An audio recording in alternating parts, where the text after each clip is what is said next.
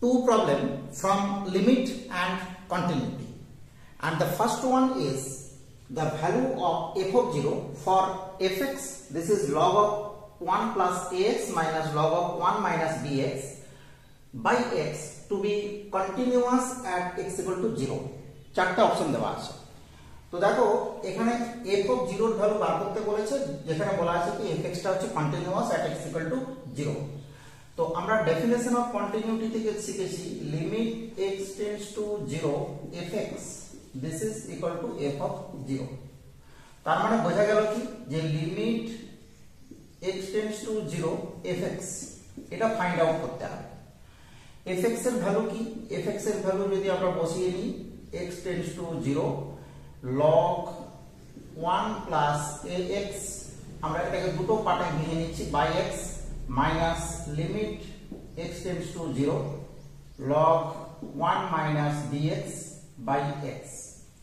ওকে, তো এবার দেখো আমরা কিন্তু এখানে ফর্মুলা জানি যে limit x tends to 0 log of 1 plus x by x this is equal to 1। এই ফর্মুলা আমরা শিখেছি।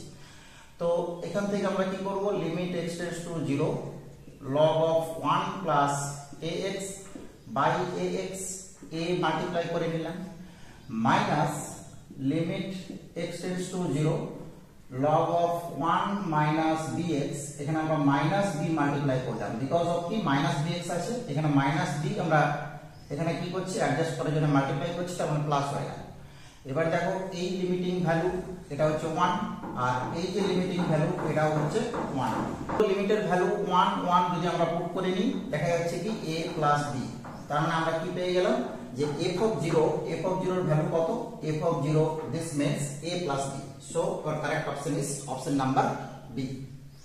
এবার আমরা সেকেন্ড প্রবলেমে চলে আসছি, limit x tends to infinity mod of sin x plus cos x by x square which is equal to চারটা option দেওয়া আছে 0 1 pi by 2 does not exist। তো এখানে দেখো এই যে mod of sin x plus cos x এটাকে আমরা কি করতে পারি √2 into 1 by √2 sin x plus 1 by √2 cos x। এখান থেকে আমরা পেয়ে যাচ্ছি কি √2 into mod of sin x into cos pi by 4 because 1 by √2 this is cos 45 degree plus cos x into sin pi by 4। এখান থেকে আমরা পেয়ে যাচ্ছি √2 into এটা mod of sin x plus pi by 4। তো দেখো আমরা কি জানি যে sin থিটা এর ভ্যালুটা কি হয় অলওয়েজ কিন্তু -1 থেকে 1 এর ভিতরে লাই করে, তার মানে এটা কিন্তু আমরা কি বলতে পারি যে mod of sin x plus pi by 4 this value is lies between 0 and 1।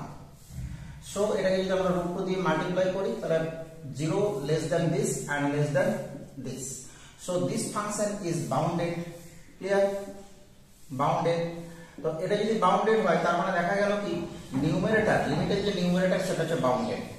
এবার লিমিটেড নিউমারেটর যদি বাউন্ডেড হয় x টেন্ডস টু ইনফিনিটিতে আমরা জানি কি 1 by x square tends to কিন্তু 0 হয়, ক্লিয়ার। তো এবার দেখো since this is bounded and 1 by x square tends to 0 so this is also bounded and tends to 0 so limiting value is equal to 0। এটা যদি বাউন্ডেড না হতো তাহলে কিন্তু আমরা লিমিটিং ভ্যালুটা 0 বলতে পারতাম না। বোঝা গেছে?